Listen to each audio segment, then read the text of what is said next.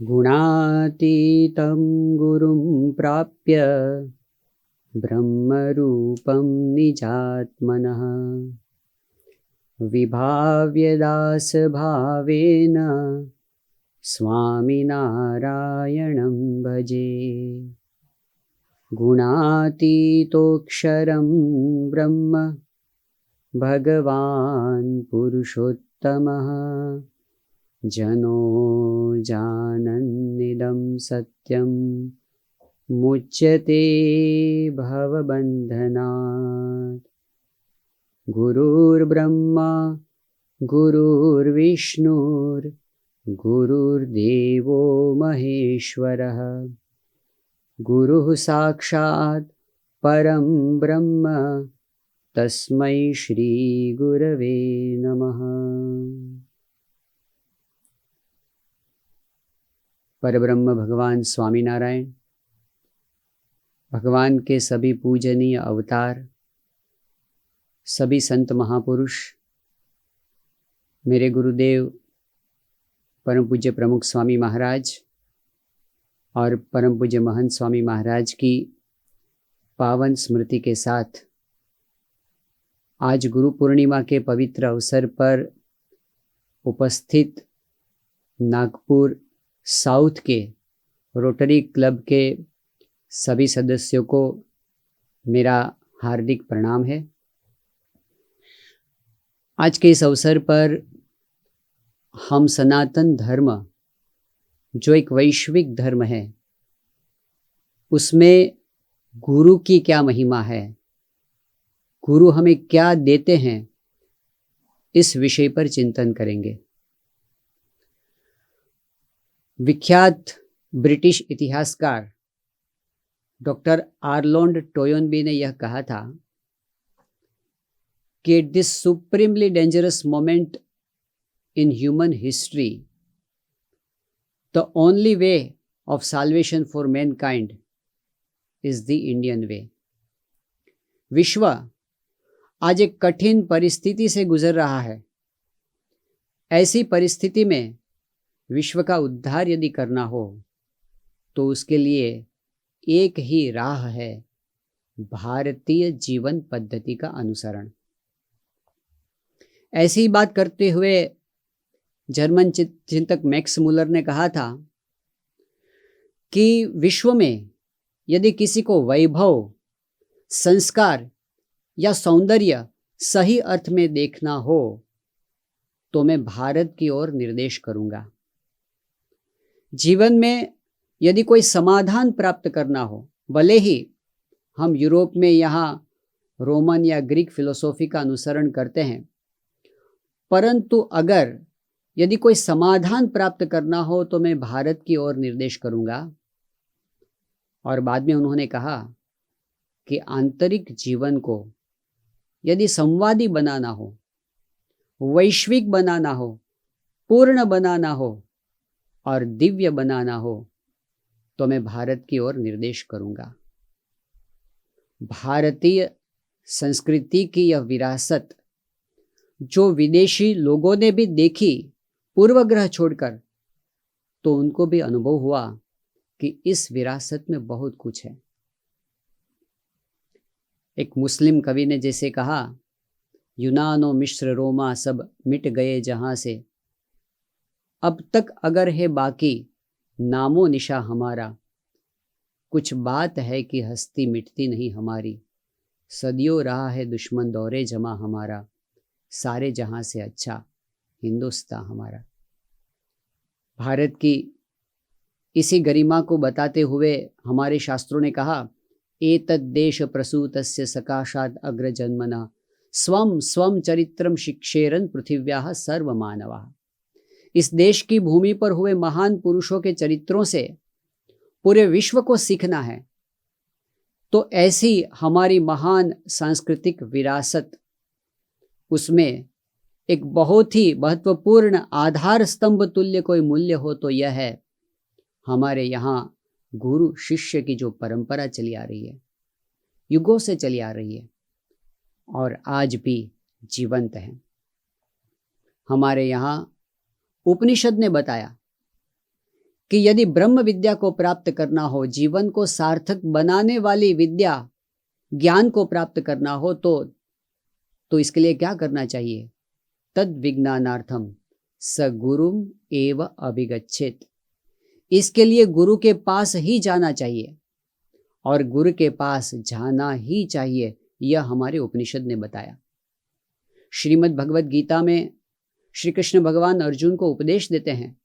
स्वयं भगवान हैं, लेकिन फिर भी पूरी मानव जात के लिए जब वे उपदेश देते हैं तब अर्जुन को कहते हैं कि तद विद्धि प्रणिपातेन परिप्रश्नेन सेवया उपदेक्ष्यन्ति ते ज्ञानम ज्ञानिनः तत्वदर्शिनः। अगर तुझे ज्ञान प्राप्त करना है तो प्रणिपातेन नम्रता से, परिप्रश्नेन जिज्ञासा से, सेवया सेवा के साथ। कहाँ से प्राप्त करना है? तो कहा तत्वदर्शिनः ज्ञानिनः। ऐसे महापुरुष, ऐसे गुरु जो तत्वदर्शी हों, जिन्होंने सही अर्थ में ज्ञान का साक्षात्कार किया हो, उनके पास से तुम्हें यह ज्ञान प्राप्त होगा। स्वयं भगवान भी गुरु को बताते हैं, क्योंकि भगवान ने ही गुरु की महिमा का प्रस्थापन किया है हमारे यहाँ। हम देखते हैं कि श्रीमद् भागवत में कपिल देव जी भगवान का अवतार कहलाते हैं, लेकिन कपिल देव जी जब अपनी माता देवहूति को मोक्ष का उपाय दिखाते हैं तो उस समय वे कहते हैं कि प्रसंगमजरम पाशम आत्मनः कवयो विदुः स एव साधुषु कृतो मोक्ष द्वारम अपावृतम। गुरु के साथ, सच्चे संत के साथ प्रीति से मोक्ष का द्वार खुल जाता है। ऐसे ही श्रीमद् भागवत के पंचम स्कंद ने ऋषभदेव भगवान अपने पुत्रों को उपदेश देते हैं, 100 पुत्रों को। उपदेश में वे गुरु की महिमा बताते हैं कि मोक्ष का द्वार कैसे खुलता है। तो कहते हैं कि महत् सेवाम द्वारम आहुर विमुक्ते है तमो द्वारम योषिताम संगी संगम। महान संत, ऐसे गुरु की सेवा से मोक्ष का द्वार खुल जाता है। गुरु शिष्य की यह प्राचीनतम परंपरा हमारे यहाँ जीवंत आज तक रही है। हमारे महान संत शंकराचार्य जी, जो बहुत विद्वान थे, 16 वर्ष की उम्र में ब्रह्म सूत्र पर भाष्य लिखने वाले महान विद्वान, तीव्र बुद्धिमान और उच्च आध्यात्मिक स्थिति प्राप्त करने वाले शंकराचार्य जी एक रहस्य बताते हैं। जीवन में हमने सब कुछ पा लिया, परंतु यदि गुरु की भक्ति नहीं पाई तो वे कहते हैं कुछ नहीं पाया। शरीरम सुरूपम सदा रोग मुक्तम यशश्चारु चित्रम धनम मेरुतुल्यम।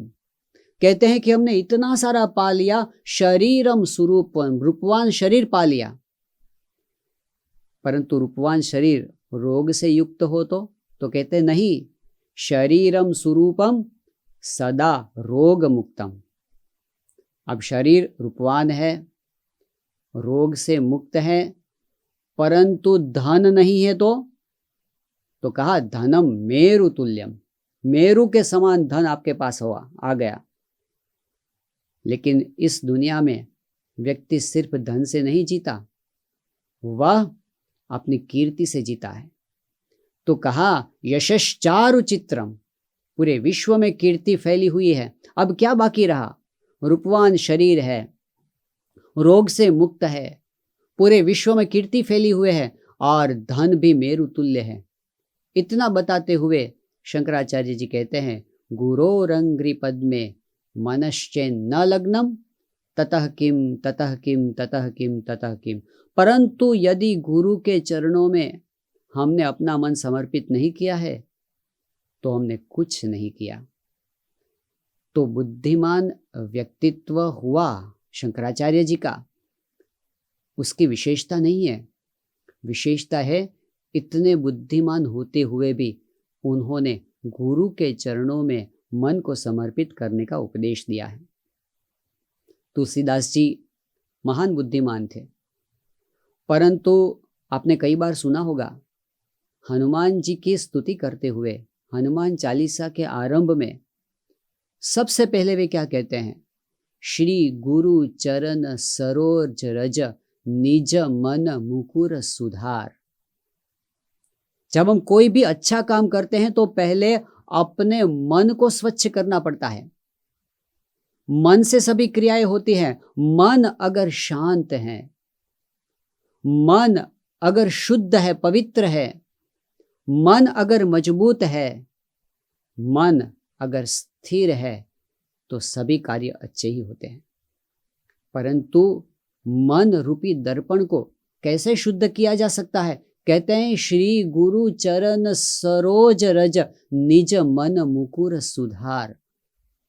गुरु के चरणारविंद की रज से हमारा मन मुकुर, हमारे मन रूपी दर्पण को शुद्ध करने के बाद ही हम पारदर्शक बन सकते हैं।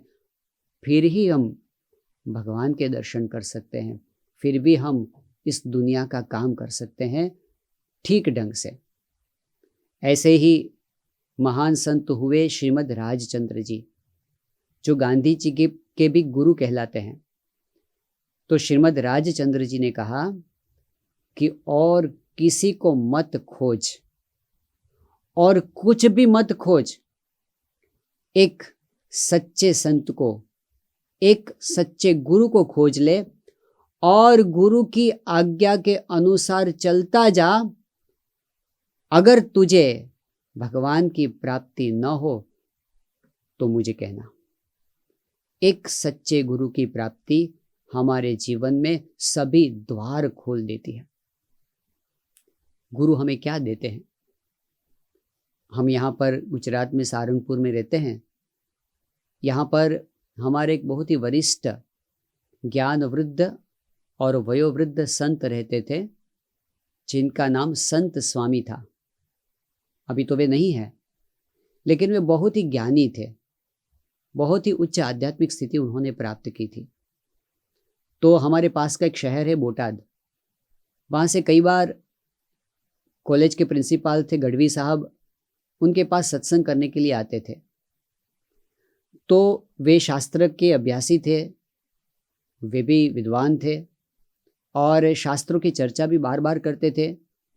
उन्होंने एक बार संत स्वामी जी से पूछा था, कहा कि स्वामी जी, मैं पढ़ा लिखा हूँ, गुजराती, हिंदी, अंग्रेजी ठीक सरस तरह से पढ़ सकता हूँ और मैं शास्त्रों को पढ़ता हूँ और मेरी मति के अनुसार शास्त्रों से मुझे सब पता भी चल जाता है कि ये शास्त्र क्या कहना चाहते हैं। तो फिर मेरे जीवन में गुरु की क्या आवश्यकता है? संत स्वामी जी ने बहुत ही सुंदर उत्तर दिया। कहा कि साहब, आप कॉलेज में पढ़ाते हैं तो कॉलेज में लाइब्रेरी है? कहा कि हाँ है। उसमें पुस्तकें हैं? हाँ हैं। संत स्वामी जी ने कहा कि ऐसा करो कि छात्र लोग सभी आए, किताबें पढ़ लें और ज्ञान प्राप्त कर ले। आप सब शिक्षकों की क्या जरूरत है? क्यों इसके तनख्वाह दिए जाते हैं? इतना खर्च करने की क्या आवश्यकता है? खुद पढ़ लेंगे छात्र। गढ़वी साहब हंसने लगे, यह कैसे बनेगा?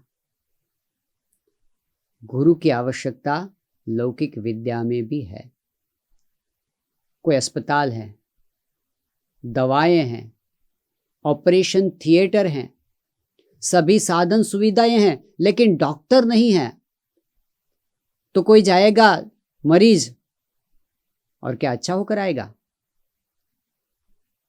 लौकिक रोग मिटाने के लिए भी एक तबीब की, एक निष्णात की, एक डॉक्टर की आवश्यकता होती है।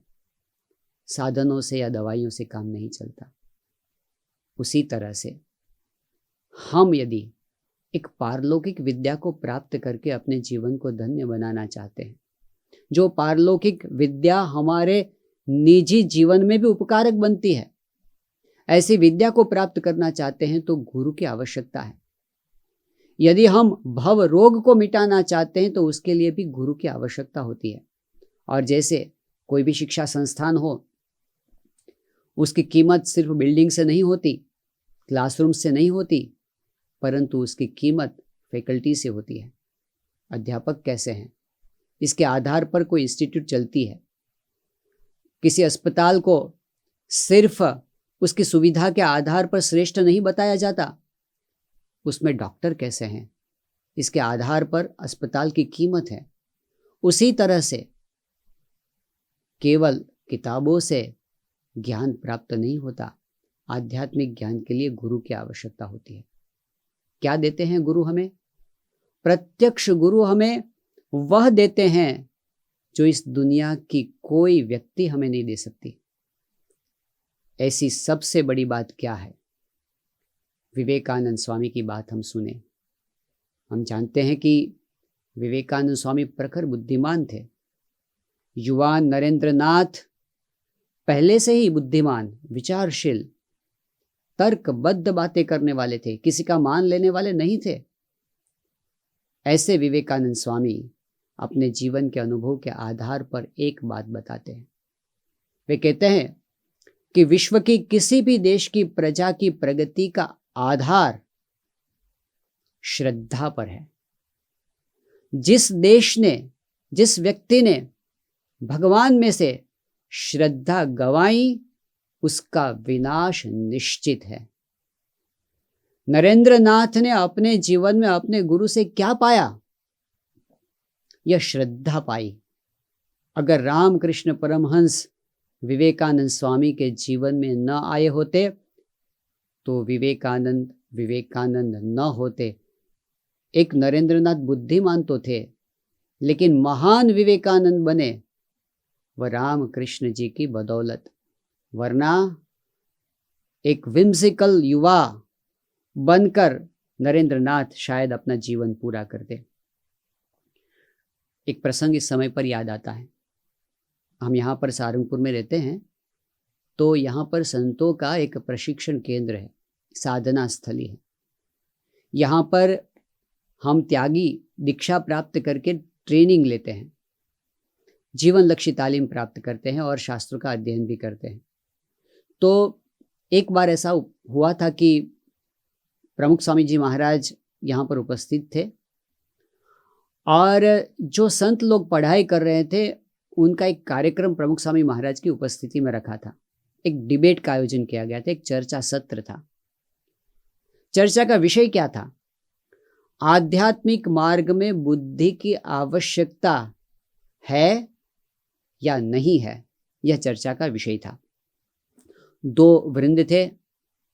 एक वृंद को यह सिद्ध करना था कि आध्यात्मिक मार्ग विश्व का श्रेष्ठ मार्ग है, इसलिए इसमें अवश्य बुद्धि की आवश्यकता है।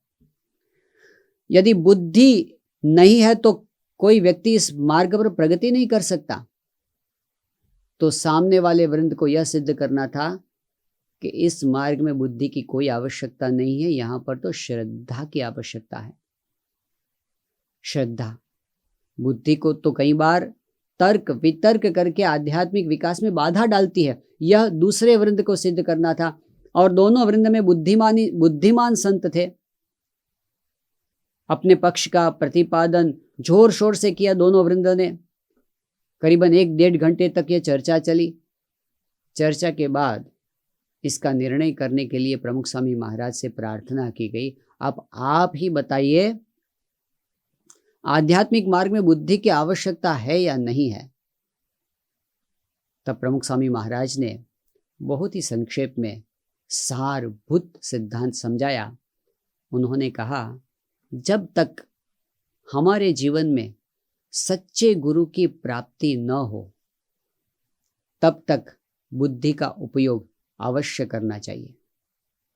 परंतु एक बार हमें जीवन में सच्चे गुरु मिल गए, उसके बाद बुद्धि को बंद कर दो, फिर गुरु में श्रद्धा रखो, उनके वचन के अनुसार जियो।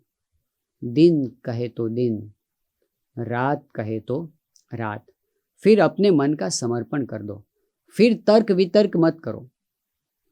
पहले बुद्धि का उपयोग क्यों करना है? पहले बुद्धि का उपयोग इसलिए करना है कि हम गलत जगह पर फंस न जाएं। गुरु के नाम पर हम कहीं पर यदि फंस गए तो भी हालत खराब हो जाती है। और दुनिया में ऐसा बनता है। पहले बुद्धि का उपयोग करना चाहिए। जड़ बुद्धि जीव प्रभु पद को इच्छे, तो कर संत की पारखा। ऐसी परीक्षा की बात ब्रह्मानंद स्वामी ने बताई है कि पहले अवश्य बुद्धि का उपयोग करना चाहिए, उसके बिना हम फंस जाते हैं। और उसके बाद क्या होता है? एक कहानी है। एक व्यक्ति ने जैसे शंकर भगवान को प्रसन्न किया और फिर उनसे वरदान मांगा कि मुझे और कुछ नहीं चाहिए, बस सिर्फ एक पारसमणि दे दीजिए। एक पारसमणि हाथ में आ जाए तो बस मेरा काम हो जाएगा। शिव जी ने कहा कि इसके लिए तुम्हें थोड़ी मेहनत करनी पड़ेगी। बोला कि क्या है, बोलिए। शिव जी ने कहा कि कल सुबह तुम्हें समुद्र के तट पर जाना है और वहां पर जो हजारों पत्थर पड़े हुए हैं छोटे छोटे, उनमें से पारसमणि को खोज निकालना है। उस व्यक्ति ने कहा कि मैं पारसमणि को कैसे ढूंढ सकूंगा? तो भगवान ने कहा कि तुम पत्थर को छूना और सभी पत्थर ठंडे हो गए और पारसमणि गर्म होगी। वो तो खुश खुश हो गया, बस कल जाकर के पारसमणि को खोज निकालूंगा और फिर क्या करना है, बस लोहे को सोने में पलटकर मैं अरबोपति बन जाऊंगा। सुबह गया, समुद्र के तट पर देखा हजारों पत्थर हैं। अब एक एक को छुक छुक कर तय करना था इसमें से पारसमणि कौन सी है। तो पहला पत्थर हाथ में लिया, ये तो ठंडा है, अब यदि वहीं पर डालेगा तो फिर से वही हाथ में आ जाएगा। इसलिए उसने सोचा इतने दूर समुद्र में फेंक दूं कि वह हाथ में ही ना आए। तो पत्थर दूर फेंक दिया। फिर दूसरा हाथ में लिया, ठंडा लगा, फेंक दिया। तीसरा लिया, ठंडा लगा, फेंक दिया। चौथा ठंडा, फेंक दिया। पांचवा ठंडा, फेंक दिया। अब रिदम चल गई। पत्थर हाथ में लेता था, देखता था, ठंडा लगता था, फेंक देता था, लेकिन रिदम करते करते करते करते ऐसी रिदम लग गई। एक पत्थर हाथ में लिया, फेंक दिया, उसके बाद पता चला यह तो गर्म था। पारसमणि गई। कैसे गई? दूसरे हजारों ठंडे पत्थरों में एक गर्म पत्थर आया, लेकिन सभी को ठंडा ठंडा ठंडा करके इसको भी फेंक दिया। सिद्धांत क्या है? जीवन में हम कई बार ऐसे लोगों के संपर्क में आते हैं जहां से हमें धोखा मिलता है, और बार बार संसार में ऐसे धोखे खाते खाते खाते खाते हम ऐसे संशयालु बन जाते हैं। जब ऐसे कोई सच्चे गुरु हमारे सामने आ जाए तो हम उन्हें भी दूसरों की तरह समझकर फेंक देते हैं। या तो फिर बिना बुद्धि का उपयोग किए हुए हम किसी जगह पर चिपक गए और फिर वहां से यदि हमें धोखा मिला, अरे ये तो कैसे गुरु के पास में फंस गया, ऐसा बनता है। फिर क्या होता है? वह सभी में संशय करने लगता है और कहता है कि जब दूध से कोई तप्त हुआ, वह छाछ को भी फूंक कर पीता है। दूध का जला छाछ को भी फूंक कर पीने लगता है, और कभी कभी इतना जला हुआ होता है कि आइसक्रीम को भी फूंकने लगेगा, और कभी कभी लगेगा कि कोई सफेद रंग की चीज को खाना ही नहीं चाहिए। इतना जल जाता है, नास्तिक बन जाता है। तो पहले बुद्धि का उपयोग करना चाहिए, क्योंकि गुरु में भेद है। इस तरह सच्चे गुरु की प्राप्ति के लिए बुद्धि का उपयोग करना, इसमें कोई दोष नहीं है। लेकिन सच्चे गुरु मिल गए, फिर तो गुरु में विश्वास होना चाहिए, फिर श्रद्धा होनी चाहिए। यह श्रद्धा हमें आगे बढ़ाती है। भारतवर्ष में जो महान चिंतक हो गए और अध्यात्म पथी हो गए, उनमें से दो का नाम आज हम याद करें। एक है योगी कृष्ण प्रेम, थे तो यूरोपियन, परंतु भारत में आकर संन्यास दीक्षा ग्रहण करके जीवन पर उन्होंने कृष्ण भक्ति की थी। और दूसरे थे दिलीप कुमार रॉय। दोनों परम मित्र थे और दोनों के बीच में आध्यात्मिक चर्चाएं होती रहती थी। दिलीप कुमार रॉय महर्षि अरविंद के शिष्य थे। दोनों के बीच में पत्राचार हुआ करता था। एक बार महर्षि अरविंद जी ने दिलीप कुमार रॉय को कोई एक आज्ञा की अब उस आज्ञा को पालने में दिलीप कुमार जी को संशय हो रहा था कि गुरुजी ने ऐसा क्यों बताया, ऐसा नहीं करना चाहिए, ऐसा करने से तो यह मेरे आध्यात्मिक विकास में बाधा आएगी। ऐसे ऐसे विचार उनके मन में घूम रहे थे। तब जाकर उन्होंने योगी कृष्ण प्रेम से पत्र में लिखा कि मेरे गुरुदेव ने मुझे ऐसी आज्ञा की है, मैं क्या करूं। तब जवाब में योगी कृष्ण प्रेम ने लिखा कि अगर आपके गुरु आपको ऐसी आज्ञा करे कि आपको मगर पर सवारी करनी है, घड़ियाल पर सवारी करनी है, तो आप बिना किसी संशय किए इसके लिए तैयार हो जाना।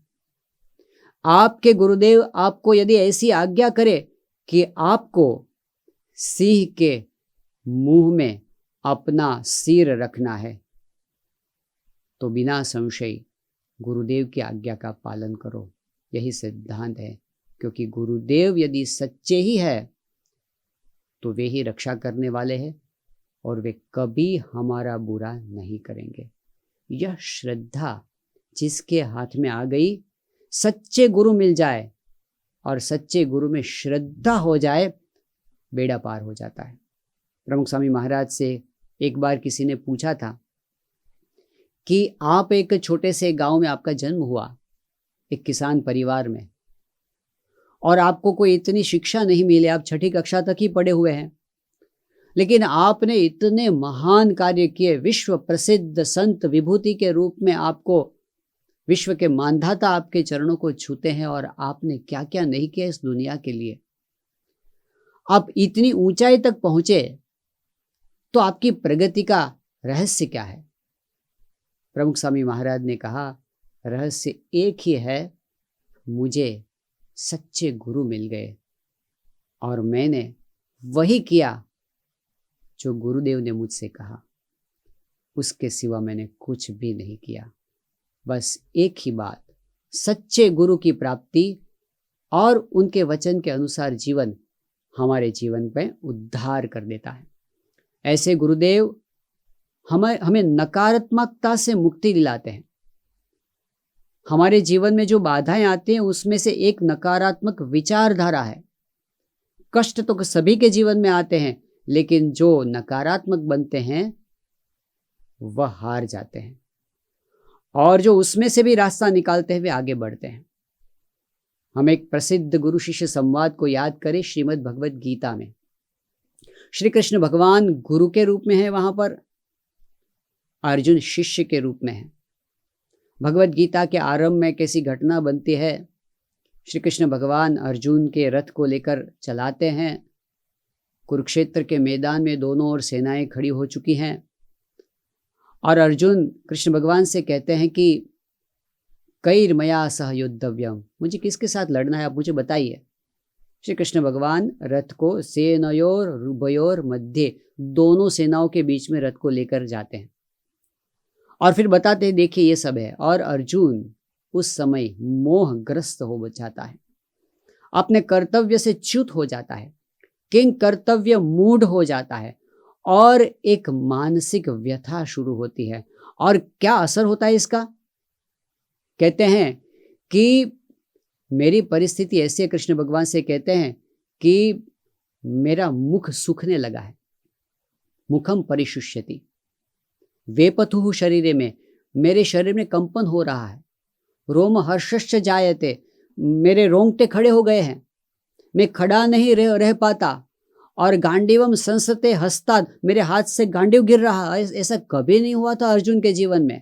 इतना शूरवीर बलवान था, लेकिन मन में एक मोह व्याप्त हो गया।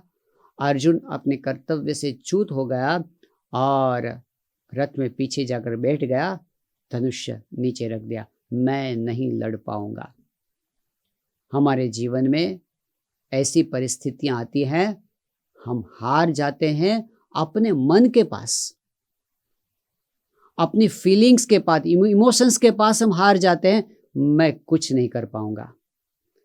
ऐसी परिस्थिति में श्री कृष्ण भगवान एक सच्चे गुरु जो है, अर्जुन के मन को पहचानते हैं, और अर्जुन भी और श्री कृष्ण भगवान की शरण लेते हैं। कार्पण्य दोषोपहत स्वभाव पृच्छामि त्वाम धर्म सम्मूढ़ चेता यत् श्रेयः स्यात् निश्चितम गुरु हितन में शिष्यस्ते हम शाधि माम त्वाम प्रपन्नम। मैं आपका शिष्य हूँ, आप मुझे समझाइए क्या करना चाहिए, मुझे कुछ समझ में नहीं आ रहा है ऐसी परिस्थिति में। अपने मन का आश्रय नहीं, गुरु का आश्रय लिया और श्री कृष्ण भगवान ने धीरे धीरे धीरे धीरे धीरे अर्जुन को खड़ा किया। और कैसे खड़ा किया? नष्टो मोह, अर्जुन स्वयं कहते हैं 18वें अध्याय में, नष्टो मोह, मेरा मोह नष्ट हो गया है। स्मृतिर्लब्धा, मैं अब अपने स्वरूप को पहचान सका हूं, मुझे मेरे कर्तव्य की स्मृति हो गई है। त्वत् प्रसादात्मयाच्युत स्थितोस्मि, अब मैं स्थिर हो गया। गत संदेह, मेरा संदेह निर्मूल हो गया। करिष्ये वचनम तव, अब जो आप कहेंगे वह करने के लिए मैं तत्पर हूं। और यही अर्जुन की विजय का रहस्य है।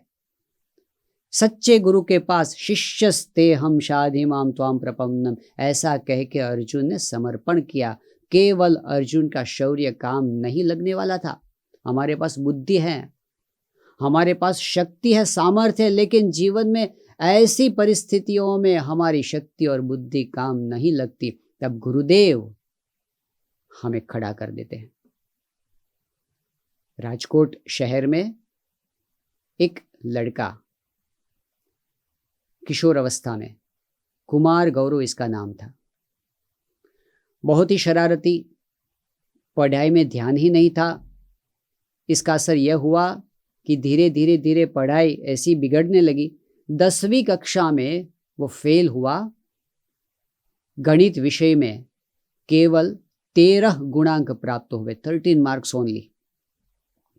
घर वालों ने कहा कि यह क्या करेगा, यह कुछ नहीं कर पाएगा। एक जगह पर नौकरी में लग गया, ऑफिस बॉय के रूप में महीने के 500 रुपए की तनख्वाह से वह नौकरी में लग गया। उस परिस्थिति में एक बार प्रमुख स्वामी जी महाराज वहां पर राजकोट में पधारे थे और वहां एक सभा थी। सभा में ये युवकों का एक छोटा सा कार्यक्रम था। उस कार्यक्रम में इसने भाग लिया था। वो पूरा हो जाने के बाद प्रमुख स्वामी जी महाराज के पास जब सभी युवा आशीर्वाद लेने के लिए आते थे, वह भी गया और जाकर के स्वामी जी से कहा कि स्वामी, मेरे पढ़ाई में बिल्कुल मन नहीं लगता, मैं हार चुका हूँ। स्वामी जी ने उसके दिल की बात सुनी, फिर धीरे से समझाया कि देखो, पढ़ोगे नहीं तो करोगे क्या। कहा कि तुम्हें पढ़ाई करना है और बहुत आगे बढ़ना है, तुम्हें बहुत बड़ा बनना है, हमारे आशीर्वाद हैं, तुम लग जाओ, तुम विजयी बनोगे। अब देखिए, ऐसे शब्द, पॉजिटिव थिंकिंग के शब्द और लोग भी कह सकते हैं, सामान्यतया हम कहते भी हैं, अरे पढ़ोगे तुम पढ़ पाओगे। मगर देखिए, गोली हाथ में से लगती है तो कितनी चोट लगेगी, लेकिन वही गोली यदि रिवॉल्वर से निकलती है तो आर पार निकल जाती है। ऐसे ही शब्द आमतौर पर हम कहते रहते हैं, लेकिन गुरु की विशेषता यह है, ऐसे शब्द जब गुरु के मुख से निकलते हैं और शिष्य को यदि गुरु के प्रति आदर है तो वे शब्द जीवन रूपांतर कर देते हैं। ये कुमार गौरव नाम का लड़का प्रमुख स्वामी महाराज के ये वचन सुने और उसके मन में एक जोम आ गया, उत्साह आ गया। उसने कहा कि मैं विजयी बनूंगा, मेरे साथ मेरे गुरु के आशीर्वाद है, क्यों नहीं विजयी बनूंगा। और उसने मेहनत शुरू की 12वीं कक्षा में। देखिए, 10वीं कक्षा में जो फेल हुआ था गणित विषय में 13 गुण प्राप्त करके, उसने 12वीं कक्षा में उसी विषय में 92 मार्क्स 92 मार्क्स प्राप्त किए। बीकॉम किया और आगे बढ़ते बढ़ते पीएचडी हुआ। उसने सरकार की स्पर्धात्मक परीक्षा को प्राप्त की, ऑफिसर बना और आगे जाकर आज वह आईआईटी इंदौर में क्लास 1 ऑफिसर के रूप में सेवाएं दे रहा है। आश्चर्य की बात यह है कि 9वीं कक्षा से जब वह 10वीं कक्षा में गया, तब स्कूल में कहा था कि हम तभी तुमको पास करेंगे अगर तुम अंग्रेजी विषय को छोड़ देंगे। अंग्रेजी छोड़ना पड़ा था पास होने के लिए। वही अंग्रेजी में मास्टर बना भाषा पर प्रभुत्व प्राप्त हुआ, विषय में प्रभुत्व प्राप्त हुआ, एक ऊंचाई पर पहुंचा। लेकिन गुरु का एक वचन, उसमें यह ताकत होती है, मरे हुए को जिंदा कर देती है। तो यह ताकत गुरु के वचन की होती है। इससे आगे की बात करता हूं। कई बार ऐसा होता है कि गुरु कुछ बोलते नहीं है। हमारे शास्त्रों में तो कहा, गुरोस्तु मौनम व्याख्यानम शिष्यास्तु छिन्न संशया। गुरु का एक वचन नहीं, एक दृष्टि, उनका सानिध्य हमारे जीवन में रूपांतर ला देता है। ये मैं अपने अनुभव की बात करता हूँ। हम यहाँ पर रहते हैं सहारनपुर में। यहाँ एक हमारा स्कूल है, 6ठी कक्षा से लेकर 12वीं कक्षा के छात्र वहाँ पर पढ़ते हैं। 2000 से अधिक छात्र यहाँ पर रेसिडेंशियल स्कूल में पढ़ते हैं। तो मैं बात करता हूँ 2017 के वर्ष की। योगेश नाम का एक लड़का था, 11वीं कक्षा में पढ़ता था। अब पता नहीं क्या हुआ गया कि उसने कहीं से एक दृश्य देख लिया, जो दृश्य आत्महत्या का था। इस दृश्य का इतना गहरा असर उसके मानस पर पड़ गया कि उस प्रभाव के कारण वह दिन रात उसी विचार में रहता था। और उसके मन में ऐसे विचार आने लगे, मैं भी मर जाऊंगा, मुझे मर ही जाना है, मुझे नहीं जीना है। कारण कोई नहीं था, बस इस विचार में और विचार में वह पढ़ाई में पीछे पड़ने लगा। वह एकाग्र नहीं हो सकता था, व्यथित रहता था, नींद नहीं आती थी। ऐसी दशा हो गई, जब उनके माता पिता ने यह बात सुनी तो वे तो बहुत ही दुखित हो गए। बहुत ही कोशिशें की इसको उसमें से बाहर लाने की, लेकिन वह नहीं आ रहा था। यहाँ पर सहारनपुर में आया था, पढ़ रहा था वेकेशन के बाद, और किसी ने कहा, मुझसे मिला है कि यह लड़का है, उसकी ऐसी परिस्थिति हो चुकी है। तो हम साथ में बैठे, गोष्ठी की, मैंने उसे पॉजिटिव बातें की, आध्यात्मिक बातें की। आधे घंटे तक, 1 घंटे तक बैठे। फिर उसने कहा कि अब मुझे थोड़ा अच्छा लग रहा है। लेकिन 2-3 दिन के बाद फिर से वह शुरू हो गया। फिर से हम बैठे, फिर से शुरू हो गया। अब वो उससे बाहर नहीं निकल पा रहा था। उन्हीं दिनों में महंत स्वामी जी महाराज यहाँ सहारनपुर पधारे थे। अब उस लड़के का स्कूल का टाइम और महंत स्वामी महाराज की मुलाकात का टाइम मैच नहीं हो रहा था। इसलिए हमने सोचा था कि गुरुदेव महंत स्वामी जी के महाराज के पास लेकर उनको आशीर्वाद दिलाए, लेकिन वह हो ही नहीं पा रहा था। ऐसा करते करते अंतिम दिन आ गया। अब तो कोई संभावना नहीं थी, लेकिन मैंने कहा, सुबह में बुला लिया कि देखो आज अंतिम दिन है, संभव है आज स्वामी जी की मुलाकात क्या दर्शन हो जाए। लेकिन स्वामी जी दर्शन करने के बाद सभी पूजा करते थे बाहर, फिर मंदिर में दर्शन करके फिर उनको तुरंत ही अपने निवास स्थान में जाकर निकल ही जाना था। तो मैंने दरवाजे के पास, जहाँ पर स्वामी जी एंटर होने वाले थे, वहाँ खड़ा रहकर महंत स्वामी महाराज के आशीर्वाद दिलाने की व्यवस्था की। अब वह कभी नहीं, उसी समय खो गया, मिलता ही नहीं था। स्वामी जी आ गए और वह हाजिर नहीं था। दूर से मैंने उनको देखा और मैंने कहा, तुम दौड़ो जल्दी से। वो दौड़ता हुआ आया। महंत स्वामी जी महाराज दरवाजे के अंदर एंटर हो रहे थे और मैंने स्वामी जी का हाथ ही थाम लिया। वह लड़का आया और मैंने महंत स्वामी महाराज से कहा कि स्वामी जी, ये लड़का है, उसको मरने के विचार आ रहे हैं। महंत स्वामी महाराज खड़े रह गए, उसके सामने दृष्टि की, कुछ नहीं बोले। स्वामी जी बोले, अच्छा हो जाएगा। स्वामी जी अंदर गए। उस दिन से लेकर आज तक, इस घटना के 4 वर्ष हो गए, मैं अभी भी उसके संपर्क में हूँ। ऐसा नेगेटिव विचार उसके मन में फिर से कभी नहीं आया। गुरु की एक दृष्टि, उनका सानिध्य हमारे मन से नेगेटिविटी को निकाल देता है। IIM उदयपुर, IIM अहमदाबाद, इसमें विजिटिंग प्रोफेसर के रूप में सेवाएं दे रहे हैं प्रोफेसर गोकुल कामत। उनके जीवन की घटना बड़ी रोचक है। वैसे तो वे मल्टीनेशनल कंपनीज में उन्होंने बहुत ही उच्च पद पर रहकर बहुत ही अच्छा काम किया है, परंतु उनके जीवन में एक मोड़ आया उनकी माता जी के कारण। ये तो धर्म में नहीं मानते थे, भगवान में नहीं मानते थे, गुरु में नहीं मानते थे, लेकिन उनकी माता जी ने एक बार दक्षिण भारत में बेंगलोर के पास एक आश्रम में एक गुरुदेव से उनकी मुलाकात करवाई। नाम था उनका विराजेश्वर स्वामी जी। स्वामी जी के योग में आकर उनके जीवन में भगवान के प्रति, सत्संग के प्रति श्रद्धा जागृत हुई। वे अपने जीवन में आध्यात्मिक पथ पर आगे बढ़ने लगे। परंतु ऐसा हुआ कि सन 2014 में गुरु जी इस दुनिया को छोड़कर ब्रह्मलीन हो गए। अब गुरु की विदाई हो गई तो वे अंदर से हताश हो गए। उन्हें ऐसा लगा मानो मेरी आध्यात्मिक चेतना ही चली गई है, कुछ सूझ नहीं रहा था। उनकी साधना वहां पर रुक गई थी। इसके लिए वे बहुत ही दुखित थे। मैं क्या करूं? शास्त्रों में से तो कुछ हाथ में नहीं आ रहा था। ऐसी परिस्थिति में जब उदयपुर में उनके पास पढ़ने वाला एक छात्र था, उसने कहा कि हमारे गुरुदेव महान स्वामी जी महाराज हैं, आपको अगर उनके दर्शन के लिए आना है तो पधारिए। उनको ज़्यादा श्रद्धा नहीं थी इसमें, क्योंकि उन्होंने कोशिश तो की थी किसी महात्माओं के पास जा कर के, तो शांति नहीं हो रही थी। अब कहा कि देखो, अब कह रहे हो तो मैं आऊँगा, चलो।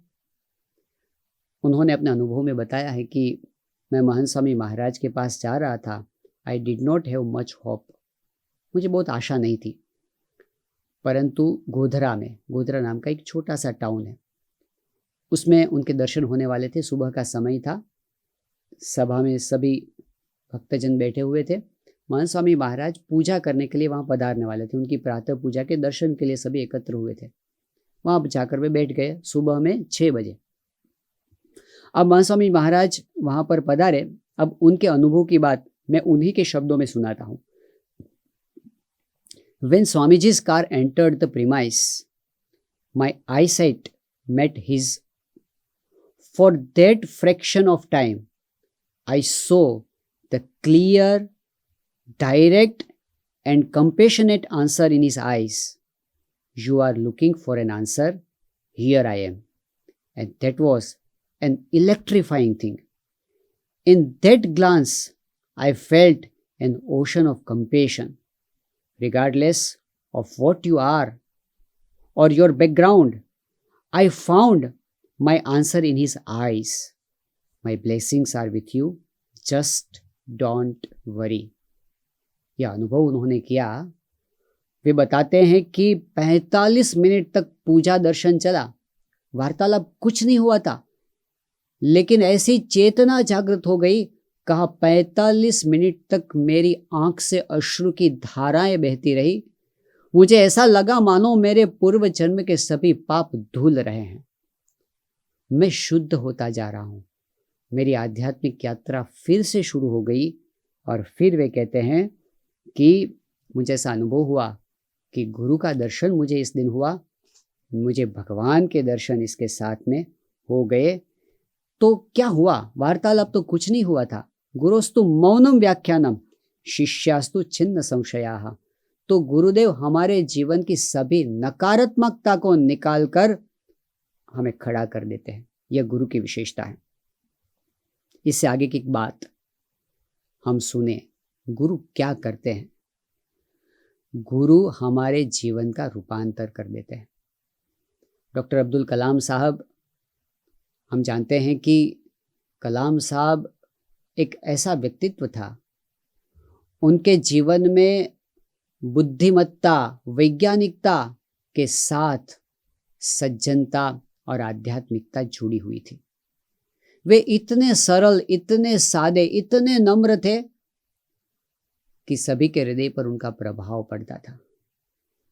ऐसे डॉक्टर अब्दुल कलाम साहब प्रमुख स्वामी जी महाराज के संपर्क में सन 2001 में आए थे और फिर 8-10 बार वे प्रत्यक्ष रूप से मिले थे। ज़्यादा आध्यात्मिक चर्चा और शास्त्र निरूपण नहीं हुआ था, सहज मुलाकात हुई थी। लेकिन ऐसा करते करते उन्हें स्पिरिचुअल अनुभूति होने लगी। सन 2015 में उन्होंने अपने जीवन की अंतिम किताब लिखी, इस किताब का टाइटल है transcendence, my spiritual experience with प्रमुख स्वामी जी महाराज। अपने आध्यात्मिक अनुभव प्रमुख स्वामी महाराज के जो हुए थे उसके आधार पर उन्होंने यह पुस्तक लिखी और इस पुस्तक में उन्होंने अपना अनुभव बताया है। वे कहते हैं, how do I summarise Pramukh Swami ji's effect on me? He has indeed transformed me. उन्होंने मेरा रूपांतर कर दिया है। जब ये पुस्तक उन्होंने प्रमुख स्वामी महाराज को समर्पित की, उसके बाद इसका उद्घाटन समारोह होने जा रहा था मुंबई में। वे स्वयं इस समारोह में उपस्थित रहने वाले नहीं थे, परंतु उनके जो को ऑथर थे, उनके सह लेखक डॉक्टर अरुण तिवारी जी, वे वहाँ जाने वाले थे। तो उन्होंने कलाम साहब से कहा कि मैं जा रहा हूँ इस पुस्तक के उद्घाटन समारोह में, तो आपको कुछ संदेश भेजना है। कलाम साहब ने मुस्कुराते हुए कहा कि tell me one thing about Pramukh Swami जी। प्रमुख स्वामी महाराज के विषय में कोई एक बात मुझसे बताओ। तो तिवारी जी ने अपना अनुभव बताते हुए कहा, क्योंकि वे भी प्रमुख स्वामी महाराज के जीवन से बहुत भली भांति परिचित हो चुके थे इस पुस्तक के लेखन के कारण। तो उन्होंने बताया कि इस दुनिया में 3 प्रकार के महापुरुष होते हैं, 3 प्रकार के व्यक्तित्व होते हैं, महान व्यक्तित्व। एक व्यक्तित्व ऐसा होता है जो शास्त्र के ज्ञानी होते हैं, शास्त्र के मर्म को जानने वाले महापुरुष होते हैं, ऐसा एक वर्ग है। दूसरा वर्ग ऐसा होता है, ये महापुरुष ऐसे होते हैं शास्त्र को मर्म को सिर्फ जानते नहीं है, लेकिन शास्त्र के अनुसार आचरण करते हैं, जीवन जीते हैं, ऐसे एक महापुरुष होते हैं। और तीसरे महापुरुष ऐसे होते हैं जो स्वयं शास्त्र होते हैं। तो मैं समझता हूं कि प्रमुख स्वामी जी महाराज ये तीसरी कैटेगरी के संत हैं, ऐसे गुरु हैं जो स्वयं शास्त्र हैं। कलाम साहब ने मुस्कुराते हुए कहा कि 50% तुमने जो जवाब दिए इसके मार्क्स 50% है। तो तिवारी जी ने कहा कि तो आप बताइए पूरा आंसर कौन सा है? तब डॉक्टर कलाम बोले, कहा कि शास्त्र क्या करते हैं? शास्त्र हमारा मार्गदर्शन करते हैं, दिशा दिखाते हैं। शास्त्र हमारा रूपांतर नहीं कर सकते, मार्ग दिखा देते हैं, रूपांतर नहीं कर सकते। ये गुरु प्रमुख स्वामी जी है, वे ऐसे संत हैं जो हमारा रूपांतर कर देते हैं। तो अपने अनुभव में उन्होंने लिखा, ही हैज ट्रांसफॉर्म्ड मी, उन्होंने मेरा रूपांतर कर दिया है। कहा, he is the ultimate stage of the spiritual ascent in my life, which I started with my father, was sustained by Dr. Brahma Prakash and Professor Satish Dhawan, and now, finally, Pramukh Swamiji has put me in a God-synchronous orbit. उन्होंने मुझे भगवान की भ्रमण कक्षा में रख दिया है। I am placed in my final position in eternity. मैं अपनी अंतिम उच्चतम स्थिति पर पहुंच चुका हूं। यह आध्यात्मिक ट्रांसफॉर्मेशन किसी किताबों से नहीं होता, वह गुरु की कृपा दृष्टि से होता है। इसलिए जहां जहां पर भी ज्ञान, भक्ति, कुछ पाने की बात है, वहां गुरुदेव हैं। जीवन के संघर्षों में से पार निकलना है, गुरुदेव की बात है। भगवान की बातें तो सुनी है, मगर साक्षात्कार करना है तो गुरुदेव की बात है। यह रूपांतर गुरुजी कर सकते हैं। हम जानते हैं कि नारद जी वाल्मीकि से मिले, वाल्मीकि भटके हुए थे, रत्नाकर नाम से वे लूट रहे थे लोगों को, परंतु नारद जी ने एक मुलाकात में क्या दिया? रत्नाकर वैसे तो मांग रहा था, मुझे तुम धन दो। नारद जी ने कहा, मेरे पास धन तो नहीं है। वाल्मीकि ने कहा, रत्नाकर ने, तुम्हारे पास जो है वह तुम्हें मुझे दे दो। नारद जी ने कहा, यह ठीक तुमने बताया, मेरे पास जो है वह मैं तुमको दूंगा। और नारद जी ने रत्नाकर को वह दिया, पूरी दुनिया के धनवान लोग मिलकर भी जो नहीं दे पाते, वह नारद जी ने उनको दे दिया। कहां से कहां पहुंचा दिया, ऋषि बन गए। और ऐसे ऋषि बन गए जिनको आज हम नित्य याद करते हैं। तो गुरु हमारे जीवन का ट्रांसफॉर्मेशन कर सकते हैं, परिवर्तन कर सकते हैं। महाराष्ट्र के प्रसिद्ध संत नामदेव जी भक्त थे और बचपन से भगवान के साथ बातें करते थे, मूर्ति के साथ बातें करते थे, मूर्ति में से भगवान उनके साथ बात करते थे। लेकिन फिर भी जीवन में एक समय ऐसा आया, भगवान ने भी उस नामदेव से कह दिया कि जब तक तुम गुरु की शरण नहीं लोगे तब तक मुझे ठीक तरह से समझ नहीं पाओगे, तब तक आंतरिक दोषों से, मान से, ईर्ष्या से, अहंकार से मुक्त नहीं हो पाओगे। और नामदेव जी ने अपने जीवन में गुरु की शरण ली, ट्रांसफॉर्मेशन हो गया। तो भगवान भी हमें गुरु बताते हैं और गुरु हमें भगवान तक ले जाते हैं। मीराबाई का एक बहुत ही सुंदर काव्य है। कहती है मीराबाई, राम मिलन से कठिन है मेरा अपना सदगुरु पाना। देखिए शब्द को देखिए, राम मिलन से कठिन है मेरा अपना सदगुरु पाना, हरि मिलन से कठिन है मेरा अपने सदगुरु को पाना। हरि करुणा से खुले जो नैना तो मैं गुरु पहचाना। हरि करुणा से खुले जो नैना तो मैं गुरु पहचाना। फिर कहती है, मैं अनाथ गुरु नाथ हमारो, मैं अनाथ गुरु नाथ हमारो, गुरु मेरो संग सहाई, हरि मिलायो गुरु मुझे। गुरु हरि की शरण लगाई, हरि मिलायो गुरु मुझे और गुरु हरि की शरण लगाई। भगवान की कृपा से गुरु प्राप्त हुए और गुरु ने भगवान के साथ मेरा शाश्वत संबंध जोड़ दिया। यह गुरु का रोल है हमारे जीवन में, जो कोई नहीं दे सकता, वह गुरुदेव दे सकते हैं। इसलिए गुरु का स्थान हमारे जीवन में अनन्य है। जैसे प्रमुख स्वामी जी महाराज ने कहा, सच्चे गुरुदेव की प्राप्ति करना और गुरुदेव के वचनों के अनुसार जीवन बनाना, इससे बड़ा जीवन में सफलता का, सार्थकता का कोई रहस्य नहीं है। वह इस लोक में और परलोक में, भौतिक जीवन में और आध्यात्मिक जीवन में हमें परिपूर्ण बनाते हैं। तो आज के गुरु पूर्णिमा के पवित्र अवसर पर हम सब भगवान के चरणों में ऐसी प्रार्थना करें, अपने इष्ट के चरण में ऐसी प्रार्थना करें, कृपया आप हमें सच्चे गुरु की पहचान करवा दीजिए, उनके साथ हमारा संबंध जोड़ दीजिए। ऐसे गुरु का संबंध हमें प्राप्त हो, उस गुरु के साथ हमारा ऐसा संबंध हो, इसकी कृपा से हम आप तक पहुंच पाए, बीच में कोई बाधा न आए, हम जीवन में परम शांति का अनुभव कर सके। ऐसी प्रार्थना के साथ सभी को धन्यवाद, प्रणाम।